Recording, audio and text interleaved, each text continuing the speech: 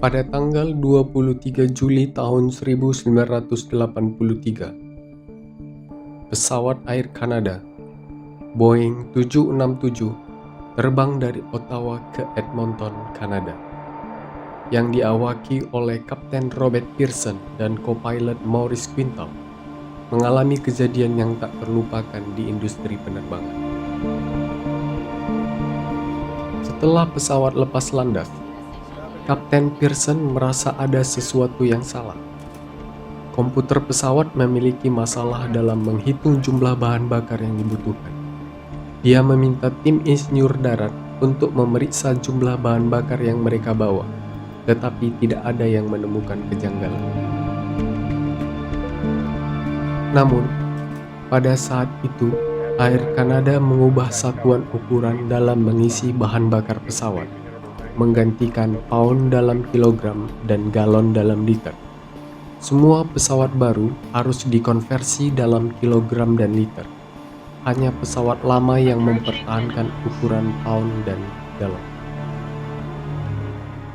Boeing 767 baru digunakan selama 4 bulan pada saat itu, sehingga dirancang dalam sistem pengukuran kilogram dan liter.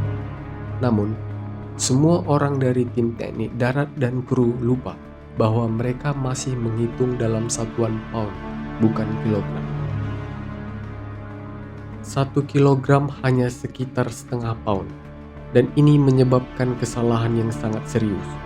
Penerbangan nomor 143 Air Canada yang terbang dari Ottawa ke Edmonton membawa 61 penumpang dengan setengah tangki bahan bakar. Ketika pesawat mencapai ketinggian 12.000 meter, lampu peringatan menyala. Pilot memperhatikan bahwa pompa bahan bakar sudah berhenti bekerja, sehingga mereka mematikannya. Namun, hanya beberapa menit berselang, alarm kedua menyala lagi. Kapten sadar bahwa ada masalah serius dengan pesawat. Pada saat itu, mereka baru setengah jalan ke Edmonton. Kapten Pearson memutuskan untuk mengalihkan penerbangan ke bandara terdekat, yaitu Winnipeg untuk pendaratan darurat. Namun, tidak lama kemudian, mesin kiri berhenti bekerja sepenuhnya. Dalam beberapa detik berikutnya, lampu alarm sekali lagi memberi tanda bahwa semua mesin mati.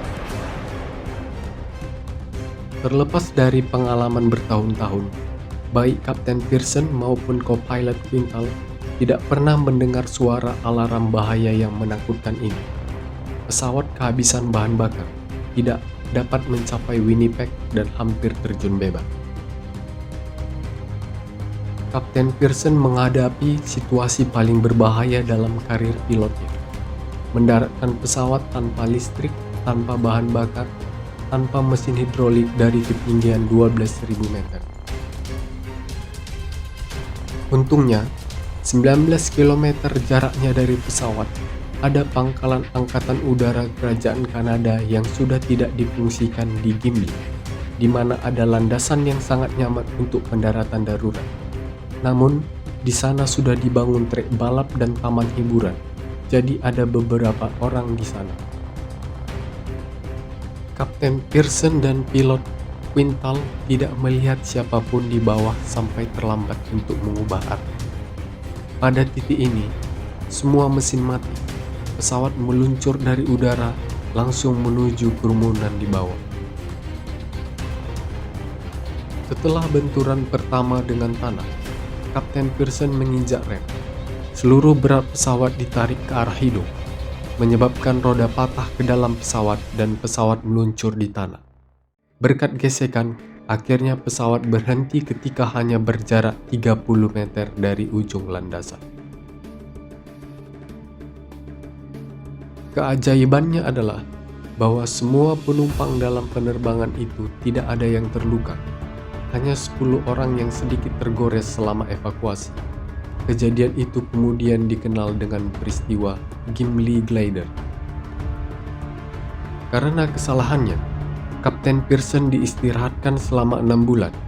Co-pilot Quintal diskor selama 2 minggu. 3 teknisi darat ditangguhkan dari pekerjaan. Pada tahun 1985, 2 tahun setelah kejadian itu, Pearson dan Quintal menerima sertifikat jasa atas upaya luar biasa mereka dalam kasus Gimli Glider. Setelah kecelakaan itu, Boeing 767 diperbaiki dan terus terbang selama 25 tahun. Penerbangan terakhirnya dilakukan pada 1 Januari 2008.